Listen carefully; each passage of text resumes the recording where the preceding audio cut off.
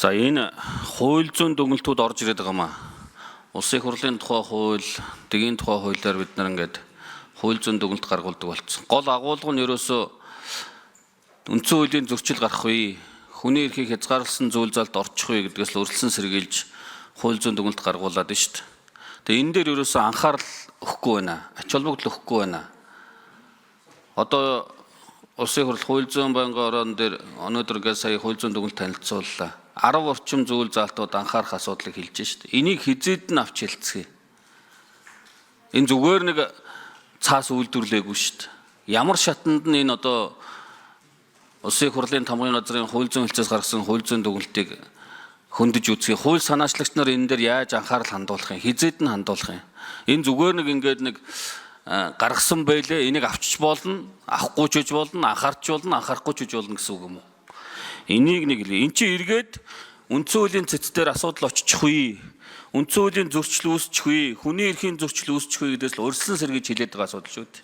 Тэгэхээр энэ шатн дээр одоо хизээд нь хаана анхаарал хандуулах юм бэ гэдгийг одоо хэн хариулчих юм бол доо. За бас нэг зүйл бол энэ хууль дээр төрийн байгууллага, төрийн байгууллага, төрийн өмчийн оролцоотой хуулийн этгээдүүд дэрэгдээ хэвлэл мэдээллийн хэрэгслэхгүй байна гэдэг ийм асуудал орж ирж байгаа шиг байна. Инхээр одоо засгийн газар хэвлэл мэдээллийн алавгүй байна гэсэн үг үү? Улсын хурл өөрөө хэвлэл мэдээллийн алавгүй байна гэсэн үг үү? Яам агентлагууд хэвлэл мэдээллийн алавгүй байна гэсэн үг үү? Орон нутгийн төрийн байгууллагууд хэвлэл мэдээллийн алав байхгүй, энэ асуудал хариуцсан ажилтан байхгүй, ийм байдлаар цаашдаа явах гээд байна уугүй юу? Энийг нэг тодруулж өгөөч. Хэрвээ ийм асуудал үүсвэл үүнээс үүсэх сөрөг үр дагаврууд юу болох юм? Төрийн байгууллагууд өөрсдийнхөө үйл ажиллагааг ард иргэдэд мэдээлэх бас хуулиар олгогдсон үүрэгтэй байгаа. Энэ үүрэг нь бас одоо яах юм бол гэдэг ийм асуудал үүсэх гээд байна гэдэг. За хоёрт, гуравт тэр хууль зүйн дүгнэлтэн дээр бас л энэ илт худал мэдээлэл, ташаа мэдээлэл гэсэн ийм ойлголтуудыг ялгаа заагийг тодруулах хэрэгтэй байна гэсэн. Илт худал мэдээлэл тавьбал яах юм? Ямар одоо хариуцлагатай байх юм? Ташаа мэдээлэл гэдэг нь одоо хууль зүйн ямар одоо агуулгыг илэрхийлж байгаа юм? Хэрвээ ташаа мэдээлэл байсан байна гэвэл энэ нь бас одоо ямар хариуцлагатай байх юм? Энийг яаж өөрчилсөн гэдэг энэ дээр нэг хариулт өгөөч. За дараагийн нэг асуудал энэ дагалдсан гэмтрэг төслөөс үрсэн сэргийлэх тухай хуульд өөрчлөлт оруулж байна. 31-1-д бусдын нэр төр алдар хүнд эрх хуулиас ашиг сонирхлыг хохироохгүй байх. Өөрийн үзэл бодлыг илэрхийлэхдээ бусдын нэр төр алдар хүндэд хүндэтгэлтэй хандах гэсэн заалтыг хасж байгаа юм байна. Тэгэхээр үндсэндээ одоо хүндэтгэлгүй хандаж болох.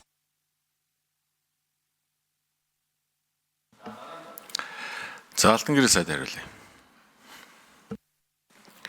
За энэ дагах хуулиар хасагдж байгаа зүйлийн талаар манай ажлын хэсэг хариулчих. Би эхний 3 асуултанд хариулчих. За энэ хууль зүйн дүгнэлтийг бол одоо бидл хувьдаа хууль санаачлагчийн хувьдаа маш их ач холбогдол өгж байгаа. Одоо ингээд хууль зүйн дүгнэлтэн дээр дурддагчсан зүйлүүд, тамгын газрын хууль зүйн дүгнэлтэн дээр дурддагчсан зүйлүүд өөрсдийнхөө тайлбарыг бол бид нар ингээд яг зүйл болгоноор нь гаргачих.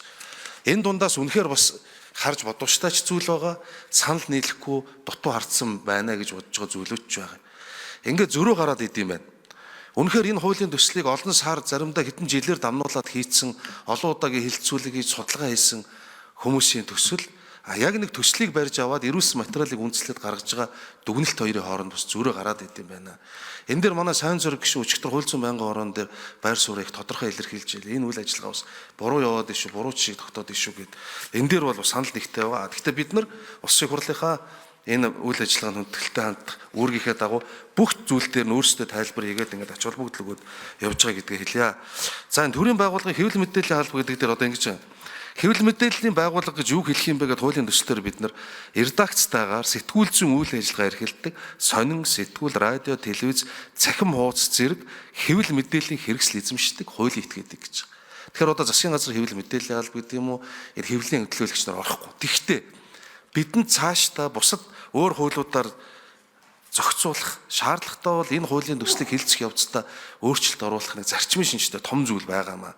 Лодо самбуу гишүүн бол энэ асуудлыг нэлээд сайн дэвшүүлж тавьж байгаа. Энэ юу вэ гэвэл төрийн байгууллага төрийн мөнгөөр буюу татвар төлөгчдийн мөнгөөр ямарваа нэг одоо контент үйлдвэрлэгч баг хэвлэл мэдээллийн хэрэгсэлтэд дүүцхүүц ийм зардал гаргаж үйл ажиллагаа явуулж байна. төрийн өмчт компаниуд төрийн байгууллагаас хэвлэл мэдээллийн зах зээлд үзүүлж байгаа нөлөөлөл энэ бол бусад хувийн гишүүний аж ахуйн нэгжтэй нөхцөл нөлөөллөөс үлэмж том байна. Өөрөөр хэлбэл татвар төлөгчдийн үлэмж хэмжээний мөнгө энэ зах зээл рүү яваад эргээд энэ сөрөг үр дагавар үүсгэж байна. Ийм учраас энэ асуудлыг зэгтлэх ёстой гэдэг дээр Лодой Самбог шүү байр суурь илэрхийлээд байгаа. Манай хэлэлцүүлэгт орсон энэ асуудлыг хүндсэн бүх хэвлэл мэдээллийн байгууллага хэлж байгаа. Сайн сэтгүүлчдийг түгээд авчдаг, өөрсдөө мөнгөөр зодддаг, студ байгуулдаг, компьютер ингээд контент хийдэг иймтэй болцсон. Энийг хязгаарлаа гэдэг.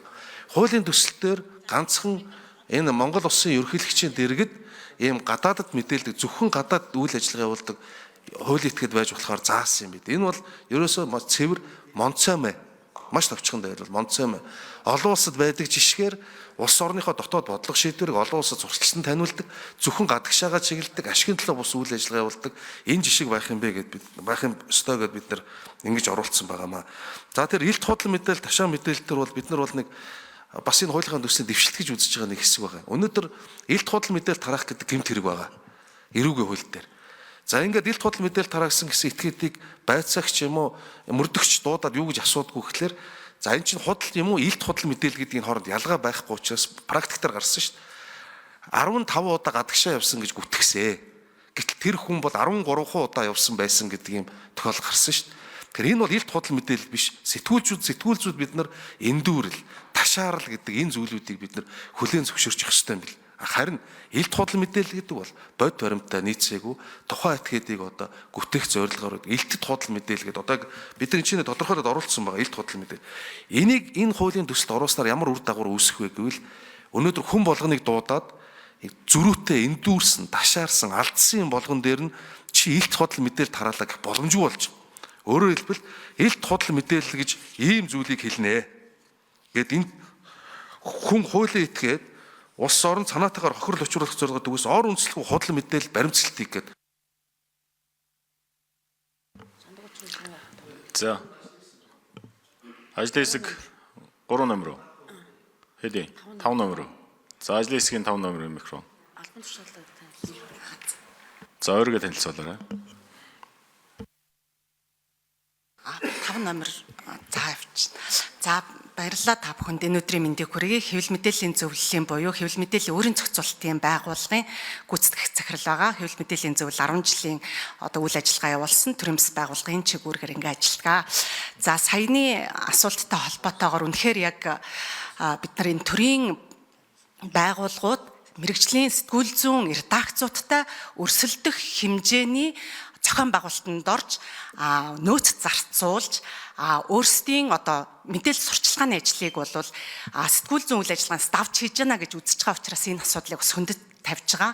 Аливаа асуудал нь ардчлалын гол тулгуур багнууд буюу хэвлэл мэдээлэл одоо жишээлбэл шүүх парламенттэй бид нар үүрэг чигээ дор дороо ойлгож харилцан биенийг дэмжиж яг нөгөө чиг үүргээ нэгтнямба биелүүлэх тухай байгаа. Тэгэхээр мэдээлэл харилцаа төрийн байгууллагууд бол олон нийттэй харилцах албатай байж болно. Энэ чиг үүрэг нь бол зөвхөн одоо хэвлэл мэдээлэл дамжуулах тэрнэртэй харилцаа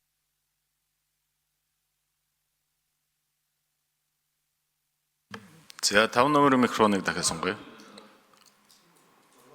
За 6 номер.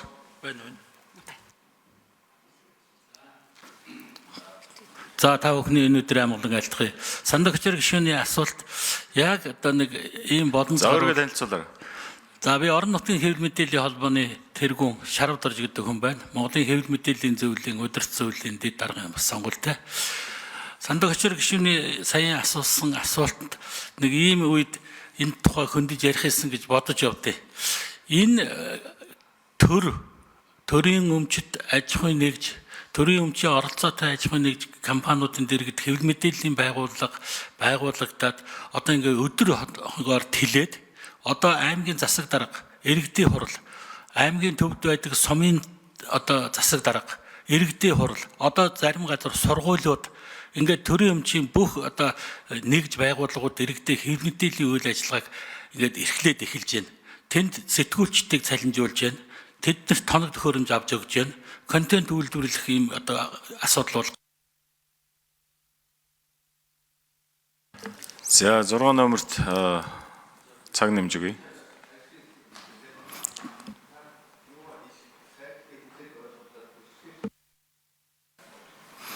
За тэгэхээр энэ асуудлыг хуулийн хилцүүлгийн үед бид нар бас нэлээд их хөндөж ярьсан. Ялангуяа орон нутгийн сэтгүүлчдийн хилцүүлгийн өөр бол бүх 21 аймгийн сэтгүүлчд хэвлэлийнхэн байсан.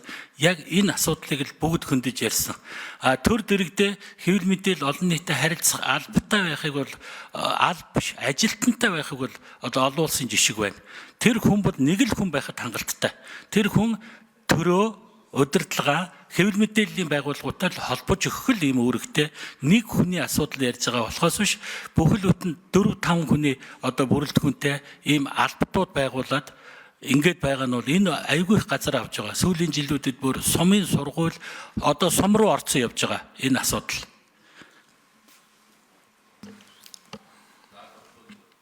За сандаг өчрөгшин тодруулъя. За, дагсан хууль дээр гэмтрэг төслөөс усан сэргийлэх хууль дээр 31.1-ийн дахин асууя. Бусдын нэр төр алдар хүнд эрх хуулиас нааших сонирхлыг хохироохгүй бах. Өөрийн үйл бодлыг илэрхийлэлтэй бусдын нэр төр алдар хүндэд хүндэтгэлтэй хандах гэсэн заалтыг хасж байгаа юм байна. Тэгэхээр энэний цаана ямар агуулга агуулгадж байгаа вэ гэдэг бүгд мэдж байгаа. Тэгэхээр хэвлэл мэдээллийн байгууллага, хэвлэл мэдээллийн сэтгүүлч нар гэдэг юм уу байгууллагууд гүтгүүлээд иргэд одоо тэгээ гүтгүүлээд ингээ явах болцоо боломж нэгдэж гэнэ үү гэж харагдахаар байна. Энийг одоо юу гэж ойлгож тайлбарлах вэ? Яагаад энэ одоо заалтыг хасах хууль зүйн үндэслэл нь юу юм бэ? Энэ дээр нэг хариулт өгөөч. За 4 номер. За сандаг өшөр гишүүний асуултанд хариулъя. Хууль зүйн дотоод хэргийн амдрын нэрийн бичгийн дарга мэгмар. За энэ хэвлэл мэдээллийн эрх чөлөөний тухай хууль бол хүний эрхийг хангах чиглэлийн багц хуулиудын хүрээнд бас боловсруулагдаж тусдаа үзэл баримтлалаар орж ирж хэлцүүлэгдэж байгаа хууль. За энэ хуулиудыг боловсруулах явцад бас хэлцүүлгийн үе шатанд болон ажлын хэсгийн хүрээнд бол хүний эрх чөлөө хангахтай холбоотойгоор энэ гэмтрэгээс урьдчилан сэргийлэх хууль заасан зөрчлийн хууль заасан гэмтрэгээс урьдчилан сэргийлэх хууль тогтоомж зөрчих гэдэг энэ агуулгаар бол нэлээ өргөн одоо зохицуулт бүхий ийм хуулийн зохицуулт болжээ. Энэ хүрээндээ бол иргэдэг үзэл бодлоо илэрхийлэх энэ эрхийг бол хэтрүүлэн хязгаарласан ийм хуулийн зохицуулт болсон учраас энэ зохицуултыг хүчингү болох шаардлагатай байна гэдэг энэ асуудал яригдаад. За энэ гэмтрэгээс урьдчилан сэргийлэх тухай хуульд өөрчлөлт оруулах хуулийн төслийг санаачилсан. Тэгэхээр бол үнэхээр одоо юу гэдгийг бусдыг одоо юу гэдгийг нэр төр. За 4 номер микрофоны сонгоё. Бусдад хохирол учруулах энэ асуудал яриад иргэний журмаараа одоо хохирлоо нэхэмжлэх асуудал бол хэвээрээ байгаа. Гол нь иргэдэд энэ үүргийг хүлээглээд зөрчлийн хуулиар торгуул шийтгэл оногдуулаад байгаа явдлыг иргэдийн үзэл бодлоо илэрхийлэх энэ эрхэнд бол хэтрүүлэн халджээ гэдэг энэ агуулгаар бол энэ хуулийн төсөл дээр бол орж ирсэн юм аа. За мөн дагалдуулаад бас хэвлэл мэдээллийн байгууллагын бас энэ чиглэлийн хүлээсэн үүргийг бол энэ 2 дугаар зүйлээр нь бас хүчингү болохоор ингэж оруулж ирсэн зохицуулт байна.